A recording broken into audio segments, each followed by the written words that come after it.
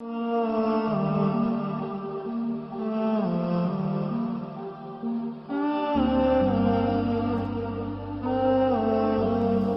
باللہ من الشیطان الرجیم، بسم اللہ الرحمن الرحیم۔ ناظرین اکرام، اللہ کے رسول صلی اللہ علیہ وآلہ وسلم جب مکہ سے مدینہ منورہ لوٹ آئے تو اس کے بعد کچھ اس طرح کے آثار اور حالات بننا شروع ہو گئے تھے، اور ایسا لگ رہا تھا کہ اب اللہ کے رسول علیہ الصلوۃ والسلام کے اس دنیا سے کوچ کرنے کا وقت قریب آتا جا رہا ہے۔ اور جو حالات بنے ان میں سے ایک یہ صورت تھی کہ اللہ کے رسول نے اس سال 10 دن کے بجائے 20 دن کا اعتکاف کیا تھا، اور اللہ کے رسول علیہ الصلوۃ والسلام کے ساتھ جبریل علیہ الصلوۃ والسلام ہر سال قرآن کریم کا دور کیا کرتے تھے، اور اس سال جبریل علیہ الصلوۃ والسلام نے ایک مرتبہ نہیں بلکہ 2 مرتبہ دور کیا تھا۔ اسی طرح اللہ کے رسول نے جب حجۃ الوداع ادا کیا تھا تو اللہ کے رسول بعض لوگوں سے فرما رہے تھے کہ مجھ سے اپنا دین سیکھ لو، ہو سکتا ہے کہ اگلے سال میں تمہارے ساتھ حج ادا نہ کر سکوں۔ اسی طرح جب سورہ نصر نازل ہوئی ایام تشریق کے درمیان میں تو اللہ کے رسول نے اس بات کو سمجھ لیا تھا کہ اب جو ہے وہ کوچ کا وقت آنے والا ہے۔ اللہ کے رسول علیہ الصلوۃ والسلام اوائل صفر 11 ہجری میں جو احد کے شہید تھے ان کی قبروں کے پاس گئے، اور وہاں پہ اللہ کے رسول نے اس طرح کی دعا کروائی، ایسا لگ رہا تھا کہ جس طرح اللہ کے رسول علیہ الصلوۃ والسلام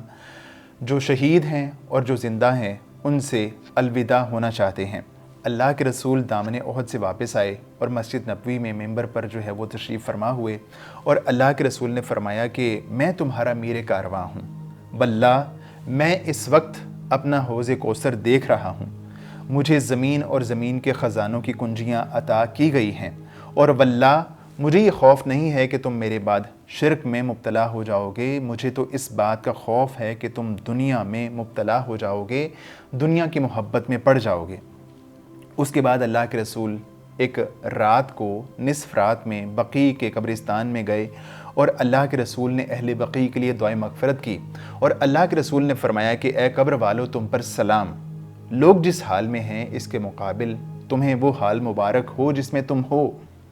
فتنے تاریک رات کے ٹکڑوں کی طرح ایک کے پیچھے ایک چلے آ رہے ہیں، اور بعد والا پہلے سے زیادہ برا ہے۔ اللہ کے رسول علیہ الصلوۃ والسلام کی جو مرض ہے، مرض الوفات ہے، اس کا آغاز 29 صفر 11 ہجری کو ہوا تھا، جب اللہ کے رسول بقیع میں ایک جنازے میں شرکت کے لیے گئے تھے، اور اللہ کے رسول جب واپس لوٹے تو جو آپ کی حرارت تھی، درد سر تھا، وہ بہت زیادہ بڑھ گیا، اور اس کی یہ کیفیت ہو گئی کہ اللہ کے رسول نے سر پر جو پٹی باندھی ہوئی تھی وہ حرارت اس سے باہر آنا شروع ہو گئی، اور یہ ایک طرح کا اللہ کے رسول کی جو مرض الوفات تھا اس کا آغاز تھا۔ اور اسی طرح اللہ کے رسول نے 11 دن اسی مرض الوفات میں نمازیں ادا کیں، اور اللہ کے رسول علیہ الصلوۃ والسلام کی جو یہ مرض ہے، جو بیماری ہے، وہ 13 یا 14 دن کی اس کی کل مدت تھی۔ اور جو آخری ہفتہ ہے اللہ کے رسول کا، آپ کی طبیعت جو ہے وہ مسلسل خراب ہوتی جا رہی تھی۔ ایسے میں اللہ کے رسول علیہ الصلوۃ والسلام بار بار اپنی ازواج سے پوچھتے تھے کہ میں کل کہاں ہوں گا، میں کل کہاں ہوں گا۔ تو ازواج مطہرات نے اللہ کے رسول کا جو مطلب تھا وہ سمجھ لیا، بھانپ لیا، اور اللہ کے رسول سے فرمانے لگیں، اللہ کے رسول آپ کو جو ہے وہ اختیار ہے، آپ جہاں رہنا چاہیں آپ رہ سکتے ہیں۔ اور اللہ کے رسول علیہ الصلوۃ والسلام چاہتے تھے کہ جو میری آخری زندگی کا حصہ ہے وہ حضرت عائشہ صدیقہ رضی اللہ تعالیٰ عنہا کے گھر میں گزارا جائے، اور اسی لیے اللہ کے رسول علیہ الصلوۃ والسلام بار بار اس بات کو ارشاد فرما رہے تھے۔ تو اس کے بعد جب ازواج مطہرات نے اجازت دے دی تو اللہ کے رسول حضرت عائشہ صدیقہ رضی اللہ تعالیٰ عنہا کے گھر میں شفٹ ہو گئے، اور حضرت علی رضی اللہ تعالیٰ عنہ اور فضل بن عباس رضی اللہ تعالیٰ عنہ دونوں نے اللہ کے رسول کو دونوں اطراف سے کندھوں سے تھاما ہوا تھا، اور اللہ کے رسول ان کے سہارے کے ساتھ حضرت عائشہ صدیقہ رضی اللہ تعالیٰ عنہا کے حجرے میں شفٹ ہو گئے، اور اللہ کے رسول جب وہاں جا رہے تھے تو آپ کے جو پاؤں تھے وہ زمین پر گھسٹ رہے تھے۔ حضرت عائشہ صدیقہ رضی اللہ تعالیٰ عنہا نے آخری ہفتے میں اللہ کے رسول کی بہت زیادہ خدمت کی، بار بار اللہ کے رسول پر معوذات پڑھ کر دم کرتی تھیں، اور اللہ کے رسول کے جو ہاتھ تھے آپ کے ہاتھوں کو بابرکت سمجھ کے اللہ کے رسول کے جسم ہی پر بار بار پھیرتی تھیں۔ اس کے بعد جب اللہ کے رسول کی جو مرض کی شدت تھی وہ بہت زیادہ بڑھ گئی، تو اللہ کے رسول علیہ الصلوۃ والسلام نے ارشاد فرمایا کہ مجھے 7 کنوؤں کا پانی لے کے آؤ اور اس کو میرے اوپر انڈیل دو۔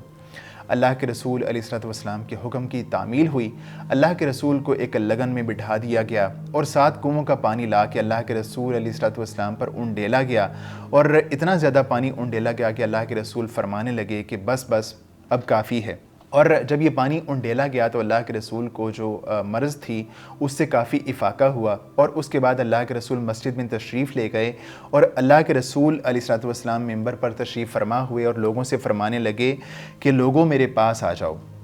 اللہ کے رسول علیہ الصلوۃ والسلام کے پاس جب لوگ تشریف لے آئے تو آپ نے فرمایا کہ میری بات سنو، جو یہود و نصارہ تھے انہوں نے کیا کیا کہ انہوں نے اپنے انبیاء کی قبروں کو عبادت گاہ بنا لیا تھا، لیکن تم میری وفات کے بعد ایسا مت کرنا، میری قبر کو سجدہ گاہ اور عبادت گاہ مت بنانا۔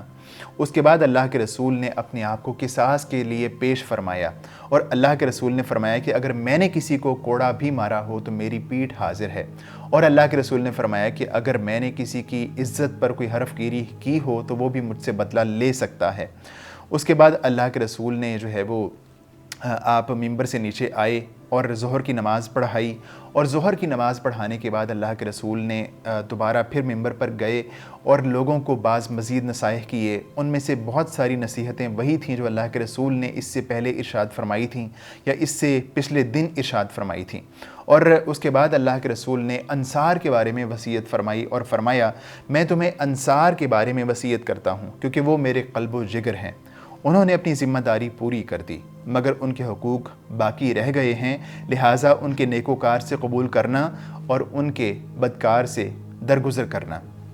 اللہ کے رسول کا جو 5واں دن تھا اور اس کے بعد کے جو آخری دن تھے اس میں کیا حالات پیش آئے اس پہ ہم بات کرتے ہیں آئندہ ایپیسوڈ میں۔ اجازت دیجیے، اللہ حافظ ناصر۔